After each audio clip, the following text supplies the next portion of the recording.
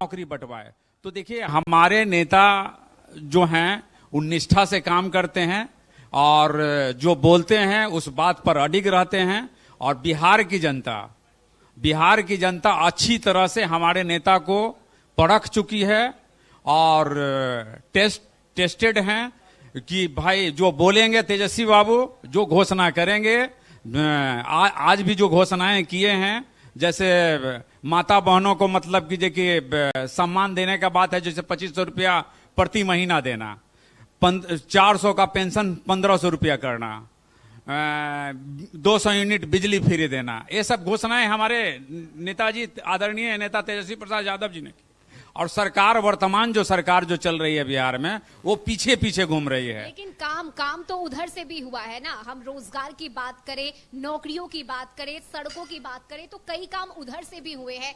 आप कैसे जवाब दीजिए? देखिए मैम, देखिए काम की जहां तक बात है तो रोड रास्ता का मतलब कि देखिए थोड़ा सा सुधार हुआ है। तो सुधार हुआ है तो देखिए रोड जो है, आप जब देश में हुआ है? नहीं, हम बता रहे हैं जी, ठीक है। जब देश में, पूरे देश में जब अचीव कर चुका है सब जगह सड़कें बनना, मतलब वो पहले ही प्राप्त कर चुका है वो लाभ, वो आज बिहार में आ रहा है। यानी 25 साल पीछे है बिहार। आज भी बिहार जो है 36वें पायदान पर है। बिहार की मतलब की देखिए गरीबी या बिहार का मतलब पिछड़ापन। तो कहां डेवलपमेंट हुआ? डबल इंजन तो बोलते हैं कि हम डबल इंजन के सरकार है, लेकिन चारों तरफ लूट मची हुई है। करप्शन वैसा ही चरम सीमा पर है। एक एक इंजीनियर के यहाँ करोड़ों करोड़ों रुपया जलाया जाता है। सारे विभाग में करप्शन है, भ्रष्टाचार चारों ओर फैला हुआ है।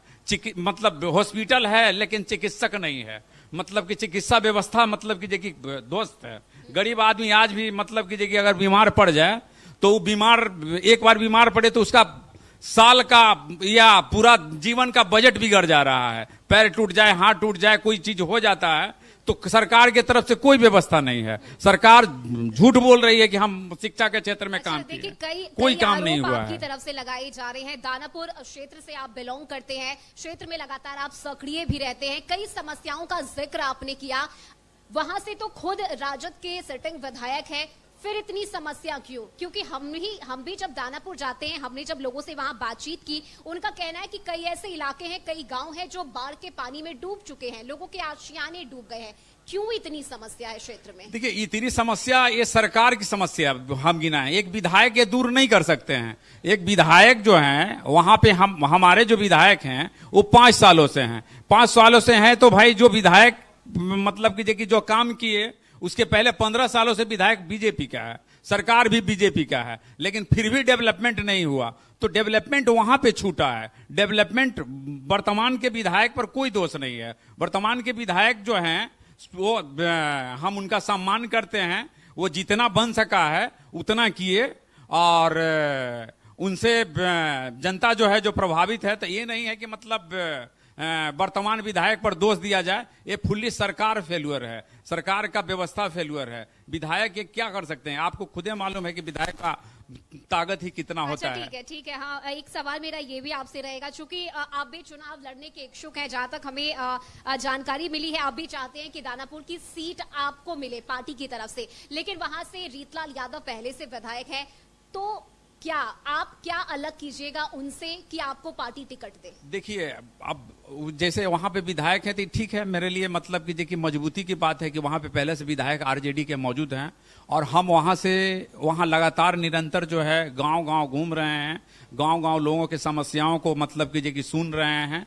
वहां पे निरंतर हम देखिए मेरा भी जो है ना राजनीति जो है, राजनीति का आधार जो है ना सेवा ही है।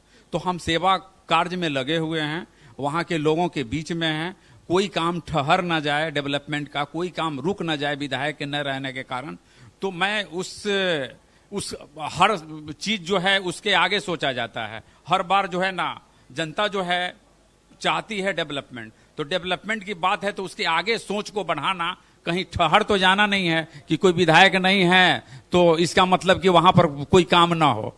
तो भाई विधायक नहीं है तो हम उम्मीदवारी के लिए मतलब कि हम लगे हुए हैं और हमें अगर उम्मीदवार बनाया जाता है तो हम निष्ठा से वहां के मैं जनता के कसौटी पे खरा उतरूंगा। अच्छा, जनता के हितैषी आपने खुद को बताया है, जनता के लिए समर्पित आपने खुद को बताया है। अगर 2025 से 30 महागठबंधन जीत कर आती है दानापुर से, अगर राजद जीत कर आती है, क्या काम कीजिएगा, क्या विश्वास दिलाइएगा दानापुर की जनता को? देखिए, सबसे पहले तो है कि वहां पे बरसात के दिनों में जल भराव की समस्या है। जो दानापुर का ऊपरी इलाका है, ऊपरी इलाका में जल भराव की समस्या है, जल निकासी की समस्या है। जो लोग परेशान रहते हैं, उस समस्याओं पर फोकस किया जाएगा। अब रही बात और जो गरीब बस्ती है दियारा के उस पार के लोगों का जो समस्या है, जैसे चिकित्सा का समस्या, शिक्षा का समस्या, पलायन का समस्या, तो वो सारे समस्याओं पर फोकस किया जाएगा। हमारे आदरणीय नेता, अगर सरकार बदलती है तो ये खुशी की बात होगी दानापुर की जनता को कि हमारे नेता आदरणीय तेजस्वी प्रसाद यादव जी ने बोला है कि यहाँ कल कारखाने लगेंगे और यहाँ के लोगों का बेरोजगारी पे, पलायन पे सबसे पहले मतलब कि फोकस किया जाएगा।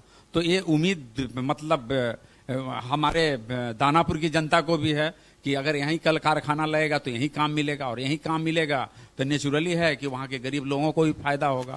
तो ये मेरा प्रायोरिटी यही रहेगा कि भाई वहाँ के लोगों को जो भी है नल जल की समस्या, बिजली की समस्या, पानी की समस्या या दियारा की समस्या से लोगों को निजात दिलाना है।